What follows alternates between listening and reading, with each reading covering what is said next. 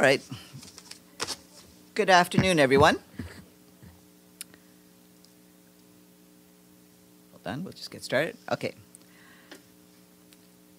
The Secretary General was traveling this morning from Poland to Ukraine, and he has recently arrived in Kyiv. Tomorrow, he will meet there with President Volodymyr Zelenskyy and Foreign Minister Dmytro Kuleba, and we expect him to speak to the press as well. Yesterday evening, upon his arrival in Rzeszów, Poland, on his way to Ukraine, the Secretary General was received by the President of Poland, Andrzej Duda. The Secretary General expressed his deep appreciation and gratitude to the President for the generosity of the Polish people, for the manner in which they opened their homes and their hearts to almost 2 million Ukrainian refugees. The Secretary General also briefed the President on his meetings in Moscow and Ankara. Yesterday afternoon, we also shared a readout of the Secretary General's meeting with President Vladimir Putin of the Russian Federation. During the tete-a-tete meeting, the Secretary General reiterated the United Nations position on Ukraine, and they discussed the proposals for humanitarian assistance and evacuation of civilians from conflict zones, namely in relation to the situation in Mariupol. The President agreed in principle to the involvement of the United Nations and the International Committee for the Red Cross in the evacuation of civilians from the Azovstal plant in Mariupol. Today, the Secretary General addressed in a video message the first meeting of his high-level expert group on net zero emission commitments of non-state entities. He told them that it is essential that we ensure the credibility and environmental integrity of net zero pledges. We need to ensure net zero commitments are ambitious and credible, and that they align with the highest standards of environmental integrity and transparency, he said. He also asked the group to work in an inclusive and open manner, adding that the best protection against any accusation of special interests will be the full transparency of the group's consultations and process. His full remarks are online. This morning, the Deputy Secretary General spoke at a meeting of the members of the Council of the Organization for Economic Cooperation and Development on the 2030 Agenda for Sustainable Development. Ms. Mohammed noted that the COVID-19 pandemic continues to violently derail progress made in achieving the 2030 Agenda, while more than 100 million additional people were pushed into extreme poverty in 2020, dramatically reversing a 2-decade-long decreasing trend. She said that slow progress towards gender equality has been pushed back, and now the war in Ukraine is having a severe impact on a world economy already battered by the pandemic and the triple planetary crisis of climate change, biodiversity loss, and pollution. To rescue the Sustainable Development Goals, the Deputy Secretary General said we will need to accelerate implementation on all fronts, including by massively scaling up financing. Although official development assistance rose to its highest level in 2021, it is not enough to make up for skyrocketing food and energy prices and debt servicing payments. Her full remarks have been shared with you. This morning, the Security Council heard a briefing by Huang Sha, the Special Envoy for the Great Lakes region. He told Council members that while past months have been characterized by encouraging dynamics of dialogue, cooperation, and by a willingness to address the root causes of instability in the region, the security and humanitarian crisis in eastern DRC has been aggravated by the resurgence of the armed group M23. It is also regrettable, he said, that the allied democratic forces and other armed groups continue to commit atrocities against civilians. Mr. Shah said that peace in eastern DRC remains extremely fragile. He called for increased security cooperation in the region. He also reiterated the importance of ensuring a direct and ongoing dialogue at the highest level between the leaders of the region. Finally, he called for continued support from the international community. His full remarks have been shared with you. Geert Peterson, the Special Envoy for Syria, briefed the Security Council yesterday afternoon. He told Council members that Syria is a hot conflict, not a frozen one. He said that the current strategic stalemate on the ground and Syria's absence from the headlines should not mislead anyone into thinking that the conflict needs less attention or fewer resources, or that a political solution is not urgent. Joyce Msuya, the Assistant Secretary General for Humanitarian Affairs, added that a staggering 4.1 million people in northwest Syria need humanitarian aid. Almost 1 million people are living in tents, half of which are beyond their normal lifespan, she said. She told the Council that the renewal of the UN cross-border authorization in July remains essential to save lives in northwest Syria. Those remarks are online. The UN mission in the Central African Republic reports that the government is currently hosting a week-long regional forum in Bangui to raise awareness and build digital media capacities to prevent conflicts related to hate speech in Central Africa. The forum is organized by the UN Regional Office for Central Africa, the Economic Commission of Central African States, with the support of the UN Peacekeeping Mission and other partners. Our humanitarian colleagues tell us that yesterday, donors pledged nearly $1.4 billion to respond to the drought in the Horn of Africa, the worst in the region in 4 decades, that has left more than 15 million people severely food insecure in Ethiopia, Kenya, and Somalia. These pledges, which will cover the next 6 months, were made at a high-level meeting in Geneva, co-hosted by the Office for the Coordination of Humanitarian Affairs and the European Union's Civil Protection and Humanitarian Aid Operations. Senior representatives from the government of Ethiopia, Kenya, and Somalia also took part. Of the $1.4 billion pledged, some $1 billion will go towards immediate and life-saving aid, such as food, nutrition, water, and sanitation, cash and health assistance, as well as feed and medicines to keep livestock alive. The remaining pledges will go towards development support to the 3 drought-affected countries. The Emergency Relief Coordinator, Martin Griffith, said that once again, vulnerable people across the Horn of Africa are falling victim to the cruelty of acute hunger and potential famine in a crisis that is not of their own making. An estimated 2.8 million people, or nearly 40% of the population in the English-speaking Caribbean, is food insecure, which is 1 million more than in April 2020. That's according to the results of a recent survey conducted by the Caribbean Community and the World Food Programme. The survey says that severe food insecurity continues to increase in the region, with the current figure 72% higher when compared to April 2020. Highlighting the lasting impact of the pandemic, the results demonstrate deteriorating food consumption and diets, with 25% of respondents eating less preferred foods, 30% skipping meals or eating less than usual, and 5% going an entire day without eating in the week leading up to the survey. Today, we have 2 new resident coordinators to announce following their approval by the respective host governments. Khaled El Makwad of Egypt assumed the role of resident coordinator in Bahrain on April 16th. And in Guinea-Bissau, Anthony Ohemeng Boama of Ghana began leading our team on the ground on April 18th. Their full biographies are online. I want to flag that the Belarusian Association of Journalists has been named as the laureate of the 2022 UNESCO Guillermo Cano World Press Freedom Prize, following the recommendation of the International Jury of Media Professionals. Audrey Azoulay, Director General of UNESCO, noted that for 25 years, the UNESCO Guillermo Cano Prize has been calling the world's attention to the bravery of journalists around the world who sacrifice so much in the pursuit of truth and accountability. Once again, she said, we are inspired by their example and reminded of the importance of ensuring the rights of journalists everywhere to report freely and safely. The award ceremony will take place on the 2nd of May in Punta del Este, Uruguay, on the occasion of the World Press Freedom Day Global Conference, and it will be streamed online. A new report by our colleagues at the UN Convention to Combat Desertification says that up to 40% of the planet's land is degraded, threatening roughly half of the global GDP. That's $44 trillion. The report warns that if business as usual continues through 2050, there could be an additional degradation of an area almost the size of South America. The report also makes recommendations for decision makers on ways to invest in land restoration, climate change mitigation, and poverty reduction. The report is being released ahead of the 15th session of the Conference of Parties to the UN Convention to Combat Desertification, which will be held in Abidjan, Côte d'Ivoire, from the 9th to the 20th of May. You can find this report online. The World Health Organization and the UN Children's Fund today said that worldwide measles cases increased by 79% in the first 2 months of 2022 compared to the same period in 2021. WHO and UNICEF warned that this is a worrying sign of a heightened risk for the spread of vaccine-preventable diseases and could trigger larger outbreaks, particularly of measles affecting millions of children in 2022. The 2 UN agencies noted that pandemic-related disruptions, increasing inequalities in access to vaccines, and the diversion of resources from routine immunization are leaving too many children without protection against measles and other vaccine-preventable diseases.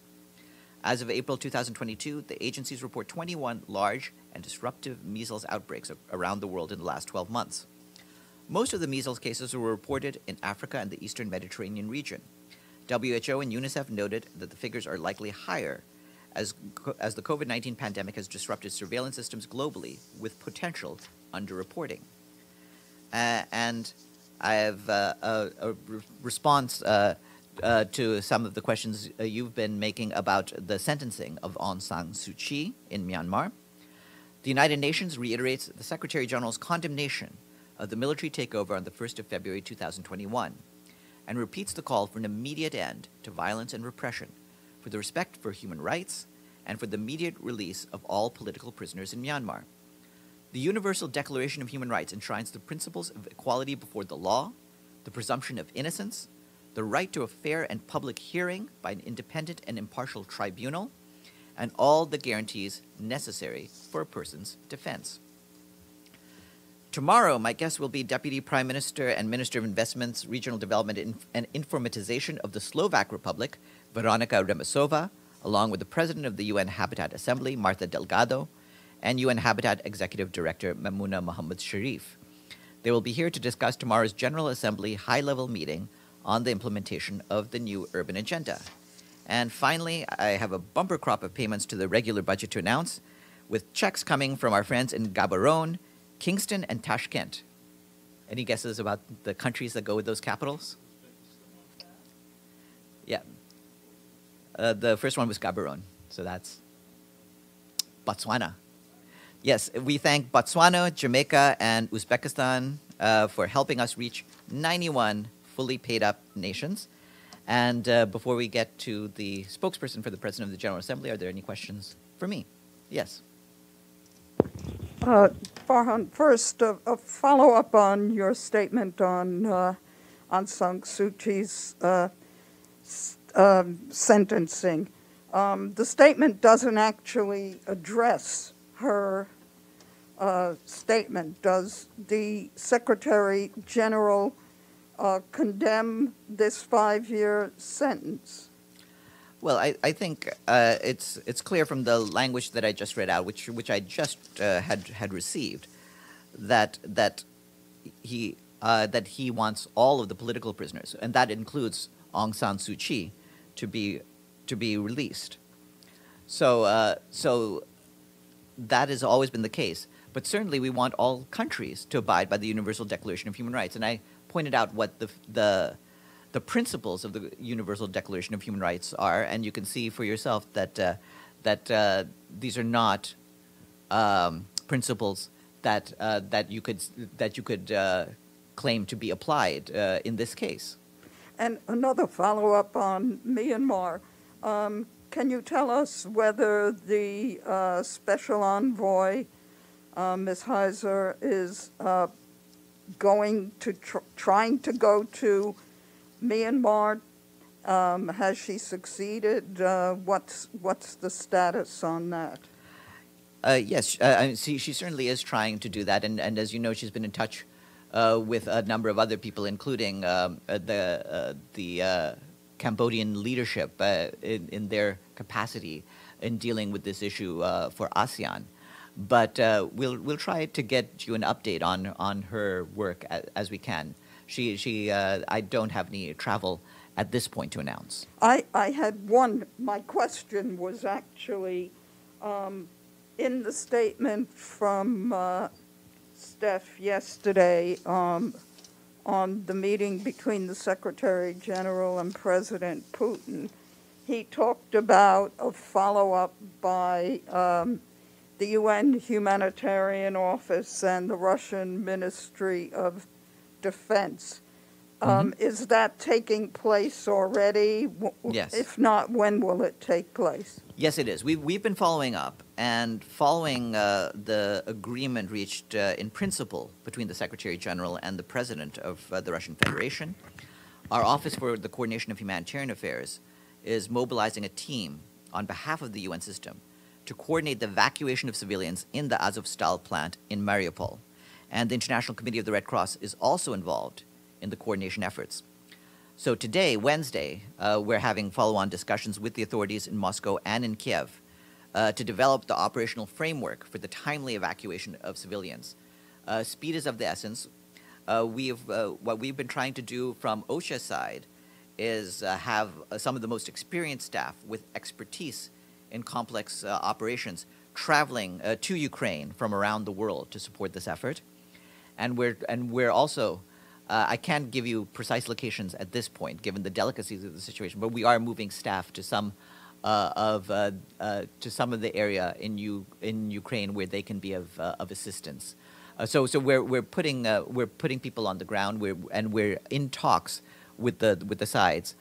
However, having said all that, what we have still is an agreement in principle. What we're trying to do is translate that into an agreement in detail and an agreement on the ground. And ultimately, what we want is to make sure that that a ceasefire would be respected that would allow us to move people safely.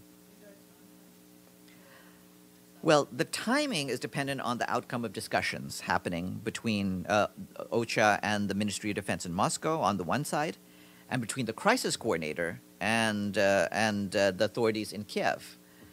So we're trying to balance all of those different talks, and on the one hand, we need a few days to prepare for this extremely complex operation, and those efforts are already happening right now.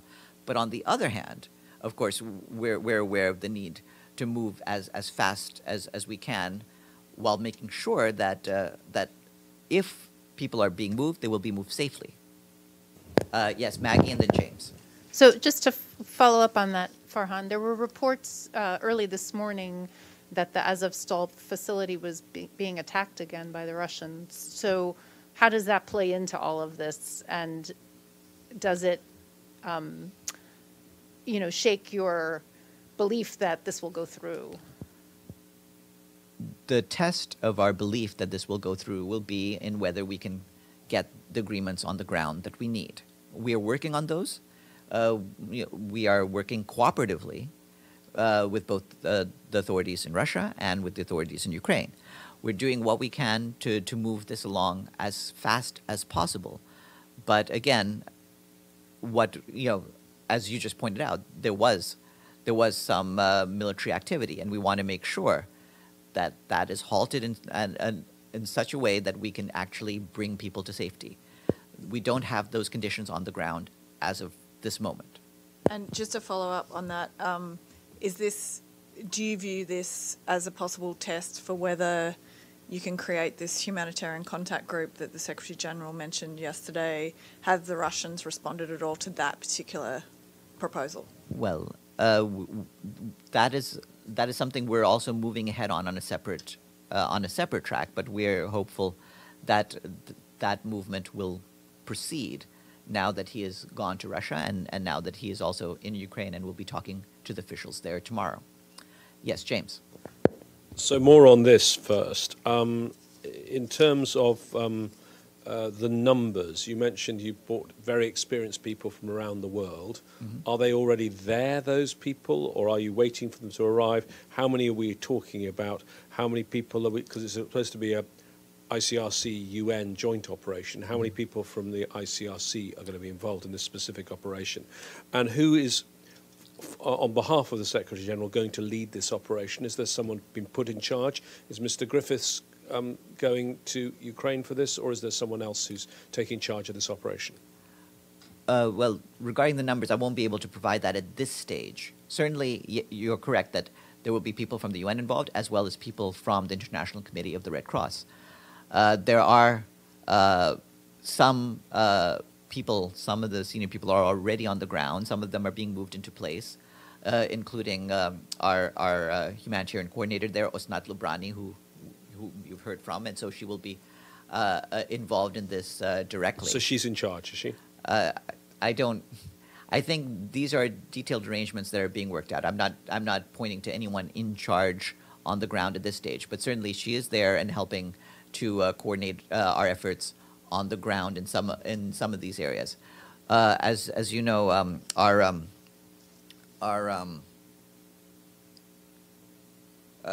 crisis coordinator, Amin Awad, is also in touch with the authorities in Kyiv, and he is also being involved in this. But we have senior officials in Russia and around the world trying to also work with the coordination with the various officials to see what can be done to get a concrete arrangement put in place as safely and as quickly as possible. Another Ukraine question, if I may. a new front in this war in terms of energy, with Moscow cutting off gas supplies to Poland and Bulgaria. What is the UN's response to what the EU is calling gas blackmail? I don't have any comment on the transactions between countries. Certainly, this sort of problem is also, among other things, a further illustration of the need, again, to wean countries away in general from dependence on fossil fuels, and that is one aspect to the situation.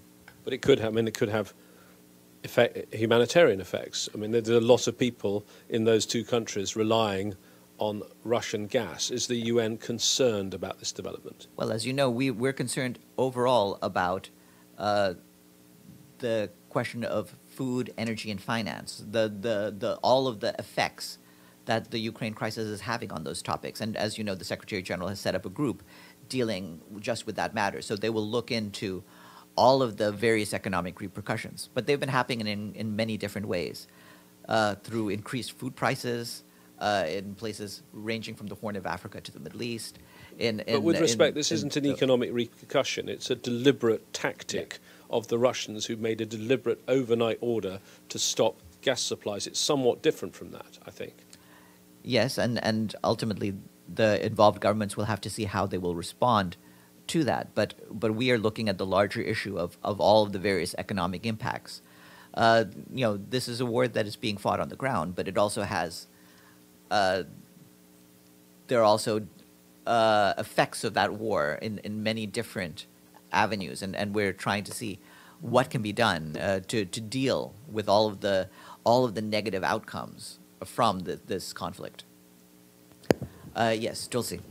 It sounds like there are a lot of players within the UN system, as well as the ICRC, that are navigating this plan.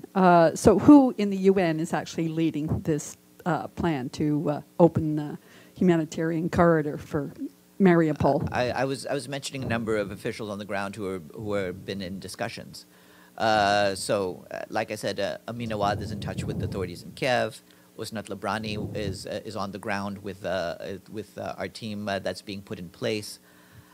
You have, of course, the Secretary General talking to the leaders in both Russia, as he did yesterday, and in Ukraine, as he will do tomorrow. So it's happening on many different fronts. And what is the ostensible plan where these people will be evacuated to? Those arrangements are being worked out. We'll provide more details once we can do that. Yes, please. Yeah, please, could you confirm if the Secretary General will be visiting Nigeria next week, Tuesday and Wednesday? That's on the 3rd and 4th of May. If yes, when is he leaving New York for Nigeria? Well, the Secretary General is in New York right now, and I suspect we won't see him in New York for some time. We will have some further travel by the Secretary General to announce, but I don't have that announcement ready just yet. But by the end of the week, I do expect to have a further announcement to make about travels that he will be making next week. Yes, please. Thank you, Farhan Abdullahi Masih from Al Arabi TV. Farhan, the Yemeni government forces has accused Houthis of violating the truce. It stated 185 violations in just 2 days. Has the United Nations recorded any of these violations on the ground? And in that case, what that mean for the de-escalation process there in Yemen? Thank you. From the viewpoint of the UN and its special envoy, Hans Grunberg, the truce is largely holding on the ground, and we're very grateful for that, and we're trying to build upon that. There have been some scattered violations. When those happen, we've been taking it up with the respective sides, and that is where we stand on that right now. Abdelhamid. Thank you, Farhan. My question is about Libya. We haven't heard any update recently.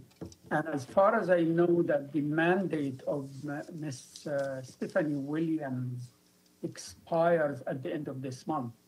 Has she been extended, or is there a replacement, or what is the situation with the mandate of Stephanie Williams? Thank you. There's nothing further to say about her work other than that it is ongoing. She continues at her post. If that changes, we'll make an announcement, but we don't have any announcement to make at this point on any other officials in Libya. And Iftikhar, and then back to you, Maggie. On the situation in general and the standoff between Dbeiba and the other prime minister who was designated by the parliament, is there any update on that? You've heard what we have to say on that situation, and our position on Libya has been unchanged in these past weeks. Iftikhar, and then we'll go to Maggie. Thank you, Farhan. About a couple of months ago, UN helicopter went down in Democratic Republic of Congo, and a number of peacekeepers were killed. Have the investigators come to any conclusion about the cause of the crash? No, that investigation is ongoing. There's no results to share with you at this time. Maggie? Just another follow-up on Yemen. Any progress from Mr. Grunberg on getting the commercial flights, that flight out of Sana'a to Amman? I have not heard of anything of any progress on that. He is working on that, and we're hopeful to get that going. But I'll check and see whether there's been any progress made. I haven't heard of anything so far. And on the press conference you said tomorrow in Kyiv, is it just going to be the Secretary General, or are you expecting a joint one? I think it will be a joint one. We will inform you better with whom that will be, but yes, I do expect it to be a joint one. And with that, Paulina, come on up.